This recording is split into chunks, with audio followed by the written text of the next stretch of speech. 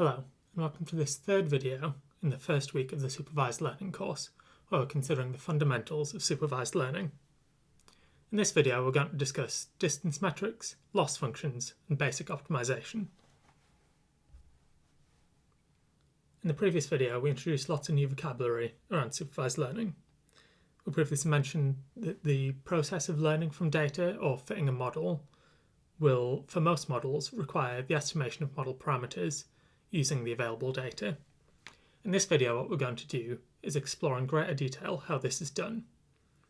In particular, we're going to introduce this process as an optimization procedure, where we want to pick some particular model within a family of models that best describes our data in some particular sense. To do this, we're going to first need to be able to mathematically define what we mean by a good model. And to do this, we're going to introduce two new ideas of a distance metric and a loss function. We'll briefly look at some common examples of each of these and why we might want to use them.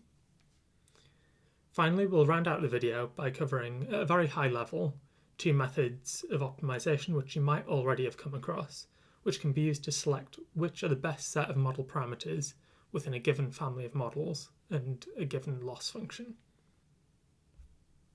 So we'll begin with distance metrics and using those as a measure of model discrepancy. So let's begin by recapping a little bit of the notation that we've introduced already.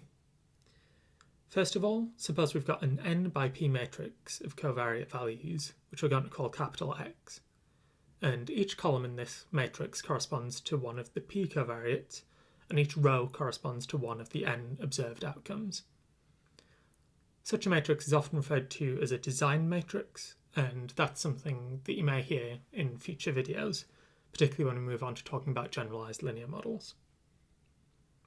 Suppose in addition to x, we have our vector of n observed outcomes, which we'll call y, and we've got a model that can be considered as a function. Here we're making it explicit that our function takes as inputs one set of x values and a set of model parameters theta. This function f is going to take these inputs and return a predicted value for that entry of y, which we're going to define as y hat I, and combine these into a vector which we're simply going to refer to as y hat. We're going to pick the parameter values theta to make these predictions y hat as good as possible for the observed values y. For simplicity of exposition, we're going to focus here on the case where y is scalar valued, but all of the ideas introduced here can be extended readily to accommodate vector valued responses as well. So how are we going to go about picking these values for theta? The first and most obvious way is to notice that we want our estimated values, y hat I, which are just going to be the outputs of this function, to be as close as possible for every entry in y. So an obvious first approach here might be to take our theta hat to be the value of theta, which minimizes the sum discrepancy over all entries in our vector y.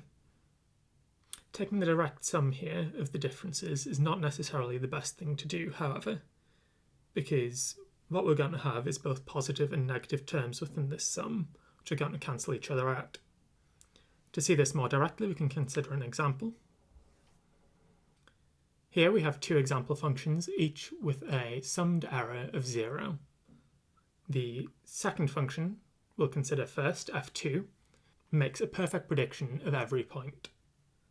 The first function, f1, doesn't get any of the points correct. However, each of the errors it makes balances out exactly with one of the other errors, resulting in a total overall difference of 0. So what this points out to us is that we're not interested in the sum of the overall differences. We need to do something to constrain these to make sure each term is positive. So instead, we might consider some way to make each term in this sum positive, for example by taking its absolute value or the square of each error. Picking the best model when using either of these distance metrics corresponds to minimizing either the sum of absolute errors or the sum of squared errors, which are also known as the L1 and L2 distances between the predictions and the observed values. These metrics don't require an explicit model for the data generating process and can be used quite widely. All they require is that we can evaluate the function f at any of these input values. Using the squared errors has historically been the norm for reasons of tractability. The parameter values which minimise the squared error loss can often be found in closed form through the use of calculus, for example. However, this comes at the cost of sensitivity in these estimates to the error terms with the greatest magnitude, which will dominate the sum when included in their squared form. Conversely, using the L1 distances, or the sum of absolute errors, proves to be more robust against individual observations with large errors, but results in a more challenging optimization procedure, and this is because of the non-differentiability of the absolute value function. Alternatively, if we've got a probabilistic model for how our observed values were generated, then we can select the parameters theta, which make the observed data the most likely. These are, of course, the maximum likelihood estimates that you've already met in the applicable maths course. By assuming a particular stochastic model for how our data were generated, this gives us a general and well-studied framework for fitting our model and describing the uncertainties about our estimated parameter values. This is the entire field of likelihood inference. In simple cases, the maximum likelihood estimates may be tractable and available in closed form, as you've likely run into already, but for more complex models, they may need to be obtained using numerical methods still. We can consider this further by looking at a concrete example. For this example, consider data that describe the displacement of a free-falling object. We have reason to believe from classical mechanics that this should, at least initially, be quadratic in time, with some additional noise due to unmeasured processes and general measurement error. This gives us a model where our displacement at time t, y of t, should be quadratic in time, and we have some observed values here. One approach to fitting this model would be to consider a quadratic curve, which I'm going to draw very poorly here, and consider the errors that we make in each observation. So this is the discrepancy between our modelled value and our observed values. We could select our parameters for this parabola to minimise the square of these errors, or their absolute values, and this would give us a way of estimating these two parameter values, theta naught and theta 1. Alternatively, we could assume some stochastic model for the data or for their errors. In this case, they're going to be equivalent.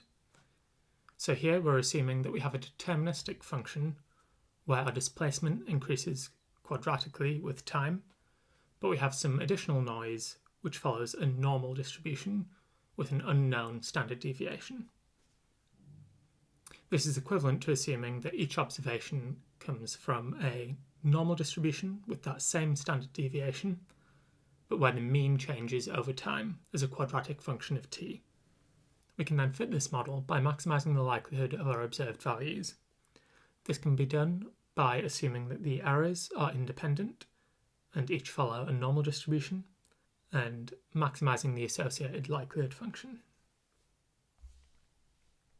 So before we move on, just to briefly summarise, what we've considered are three measures for how well a model represents the observed data: the sum of the absolute errors, the sum of the squared errors, and the likelihood of the observed data. Each of these have their own advantages and drawbacks. One thing to be wary of when optimising any of these metrics is over or underfitting to a particular sample, which we can consider as a combination of some true signal, which is observed in combination with some noise. What we're going to move on to consider now is how we can ensure that the model that we select generalises to other datasets, and move on from distance metrics to consider instead loss functions. So as I said, we can consider our data as some signal plus some noise. This noise might be reducible in that it's measurement error, so investing in better equipment could reduce the size of that, or it may be irreducible it's related to other phenomena that we just can't control. In order to select a model that is likely to generalise well to other datasets, we need to make sure we capture the signal without capturing additionally too much of that noise. Here we have three different examples to consider. We've got three models, M1, M0 and M2. M0 is simply a constant prediction for any value of x. M1 has a linearly increasing function, and M2 is this squiggly function. If we consider M0, that seems likely to be underfitting our data. It seems to be missing this general upward trend that's going on. If we consider M2, that's potentially overfitting our data. It's picking up on too much of that noise, the variability between different observations, which may be true signal, but we can't be sure of it.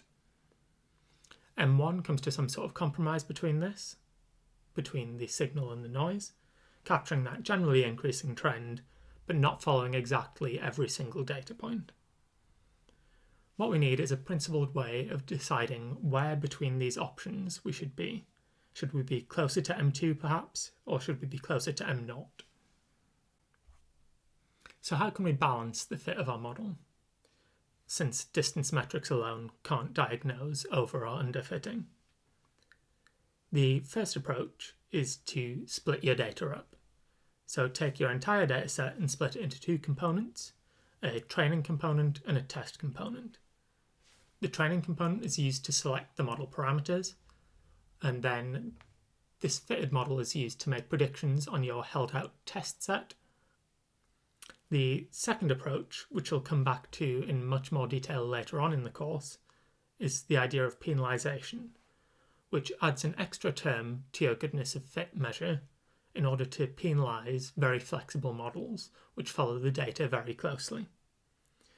This leads to what is known as a loss function, which is described below. So your overall loss function is a function of your model parameters, your covariate information, observed values, and this value psi, a parameter which controls your preference towards more rigid, simple models or more flexible, more complicated models that follow the data more closely.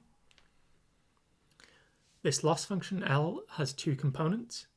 So you have a first function G, which rewards your goodness of fit, and a second component P, a penalty function that describes how flexible your model is, where a more flexible model would garner a greater penalty. This idea comes up all the time in model selection and in flexible regression techniques, so it's something we'll revisit several times over the course. To begin with, though, we'll start off by focusing on train-test splits primarily. Finally, once you have a loss function or a distance metric, how exactly is it that you go about optimizing this and selecting those best parameter values, theta hat? We're not going to go into a whole heap of detail here, but I'll give a broad overview of some different strategies for optimizing those functions and focus in on two numerical methods, which we'll describe in a one-dimensional setting, just to give you some intuition and as a refresher, because these are things that you've probably seen before. Again, we're considering the one-dimensional case, but this extends readily to multiple dimensions. Ideally, you'd have an exact method to find the values of theta which maximise or minimise your likelihood or loss function as appropriate. These usually are the result of some calculus where you would get an exact and tractable result for the values of theta that optimise your function. When these aren't available, you might approximate your model by another model where these are available, and that results in an approximate method of optimization. Or you might instead take a numerical approach, where you iteratively take steps towards a better and better solution, and then hope or show that that is a global optimum. Finally, you might take a heuristic approach, where you throw optimality to the wind and take some structured approach to trying lots of different values and take the best one that you can get. Now we'll move on to discussing two numerical methods that you've probably already encountered before, but just as a refresher. The first method we'll consider is gradient descent. Gradient descent iteratively improves the parameter values by taking a small step in the negative gradient direction. So what this means is that your next proposed parameter value, theta I plus 1, is your current value minus some learning rate gamma times the gradient at your current position. This learning rate might change over iterations, or it might be fixed at every step. In this example, we can see, starting from two different starting points, the gradient at the current point is evaluated and a step is taken in the negative direction. This results in us finding a local minimum in the red case and a global minimum in the yellow case. Either way, if our learning rate is small enough, we're guaranteed to converge to at least a local optimum. The second method I'll remind you of is Newton's method, and this is usually used as a root finding method. But since stationary points are simply roots of the gradient of a function, there's no reason why we can't use this to find our maximum and minimum points. The way that this method works is it linearly approximates the function at a particular value and then extrapolates this in an attempt to find where a root might be. So here we have a picture of a loss function, which is shown in black, and a rough sketch of its gradient, which is shown in blue. And here what we're trying to find are stationary points, so we want the positions where the gradient is 0. We start at an initial point 1 and calculate the first and second derivatives of the likelihood function at that point. We can use these to extrapolate out and find the point 2 where this crosses the axis, and this gives us our second point, our second value for theta. We then again calculate the first and second derivatives at those points and use this to extrapolate out to where we think this crosses the line, which gives us our third, and repeating this again, our fourth estimates of theta, which are converging to give us a local optimum. Again, this might converge to a local or a global optimum when you try out several starting points to try and convince ourselves that this is, in fact, the global minimum. Okay, so let's briefly summarise what we've covered in this video and give you a little taster of what we're going to cover in the next. In summary, we've covered several measures of agreement between a particular observed dataset and a fitted model. We've seen how these can be adapted to allow for generalizability by either considering a distance metric on the test split of a dataset or through the introduction of some penalization term for model complexity. And in the final section of this video, we looked at a brief reminder of some simple optimization methods which you can use to put some of this into action. In the next video, we'll have some further discussion of model complexity, and in particular look at the bias-variance trade-off in the context of minimizing the squared error. Thank you very much for your time, and I look forward to seeing you in the next video.